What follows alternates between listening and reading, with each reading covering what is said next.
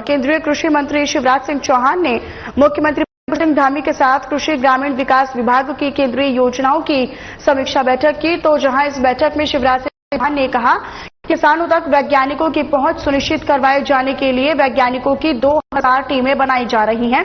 वैज्ञानिकों की टीमें देश के हर एक जनपद में जाकर वहां की भौगोलिक परिस्थितियों के हिसाब से उत्पादन में वृद्धि, किसानों को आधुनिक खेती और तकनीकी से जोड़ने, कृषि और बागवानी से जुड़े विभिन्न आयामों के बारे में जानकारी भी देगी। और इस दौरान इस बैठक में कृषि मंत्री जोशी, राज्य आपदा प्रबंधन सलाहकार समिति के उपाध्यक्ष विनय रोहिला भी मौजूद रहे।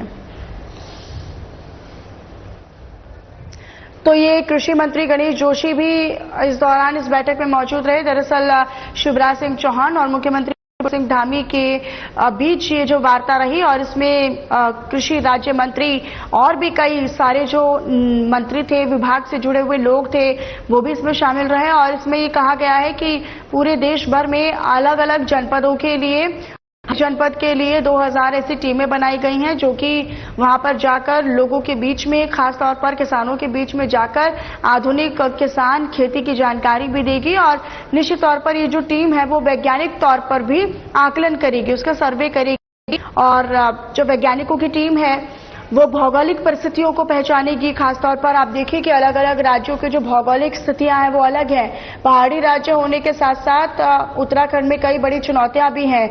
यहाँ पर किसानी, खेती, बागवानी जो है वो अलग तरीके से होती है। यहाँ की मिट्टी, यहाँ की भौगोलिक परिस्थिति अलग है और इस कारण यहाँ की किसानी में, यहाँ की खेती में, यहाँ के कृषि क्षेत्र में भी कहीं ना कहीं बड़े जो चुनौतियां हैं वो आती हैं, नए तरीके आते हैं और उन तरीकों को भी अब वैज्ञानिक टीम है जो अलग अलग जनपदों के लिए बनाई गई है वो सर्वे करेगी, आकलन करेगी और उस हिसाब से उस किसानी खेती को और आधुनिक बनाने का जो कार्य है वो किया जाएगा।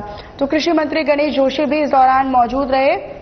इसके अलावा भी विभाग से जुड़े हुए अलग अलग लोग इस बैठक का हिस्सा नजर आए।